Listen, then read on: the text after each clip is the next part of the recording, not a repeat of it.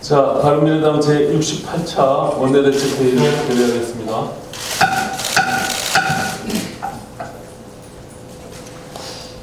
패스트트랙으로 지정된 선거제도 개편안 본회의 부의가 꼭 보름 앞으로 다가왔습니다.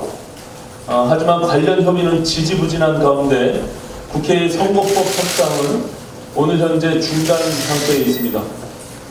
상황을 이대로 방치하면 연말 국회는 또다시 몸싸움이 난무하는 동물국회가 될 수밖에 없습니다. 지금 여야가 해야 할 일은 즉각적으로 협상을 재개해서 선거법 합의 처리를 위한 지혜를 모으는 일입니다. 그런 의미에서 지난 10일 야당 대표들이 청와대 회동에서 고성을 주고받은 일은 몹시 유감스럽습니다. 선거법 협상은 각 당 원내대표의 소관입니다. 협상 권한도 없는 당대표들이 대통령을 앞에 두고 설전을 벌이며 야야 갈등을 일으키는 것은 선거법 합의 처리에 아무런 도움도 되지 않는 것입니다. 정치를 그렇게 하면 안 된다는 말이 그날 오갔다고 합니다. 누워서 침 뱉기는 아닌지 자신을 돌아보실 것을 권고합니다.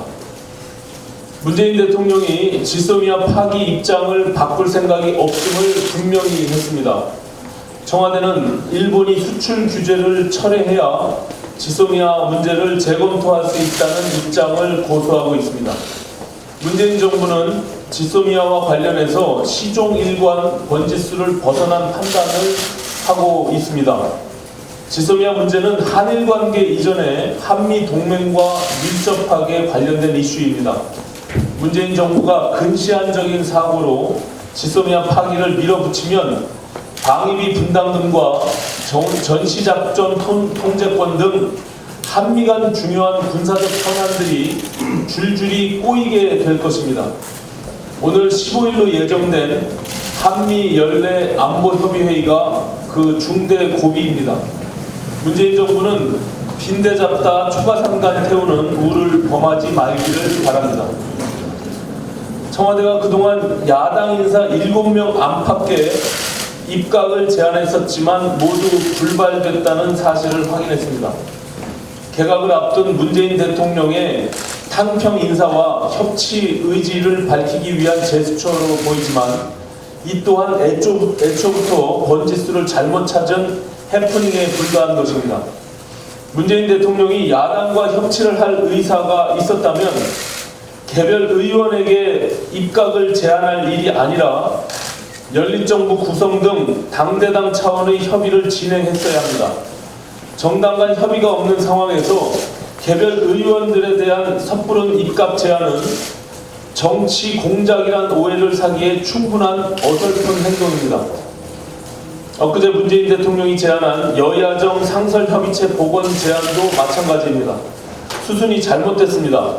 오늘날 여야 간 소통을 어렵게 하고 전국을 경색시키는 원인이 됐던 조국 사태에 대한 진솔한 사과부터 하는 것이 순서입니다. 자신의 잘못은 슬그머니 덮으면서 야당 탓만하는 대통령의 일방적인 소통과 협치 제안은 진정성을 의심받기에 충분한 것입니다. 어제 검찰이 조국 전 장관의 부인 정경심 씨를 구속 기소했습니다. 정 씨에게 무려 14개의 범죄 혐의가 적용됐고 조 전 장관의 딸도 입시 비리의 공범으로 공소장에 적시됐습니다. 조 전 장관 가족과 관련해서 야당이 제기했던 입시 부정, 가족 펀드, 위장 소송 등 모든 의혹들에 대해 범죄 혐의가 소명된 것입니다. 그런데도 문재인 대통령은 단 한마디 사과도 하지 않고 있습니다. 인사검증 실패, 국론 분열, 국정 마비의 책임을 지고 물러나야 할 청와대 참모들에 대해서도 아무런 조치를 하지 않고 있는 상황입니다. 이런 자세로 무슨 소통과 협치를 말하는 것인지 국민들은 전혀 납득하지 못한다는 것을 청와대는 깨닫기 바랍니다.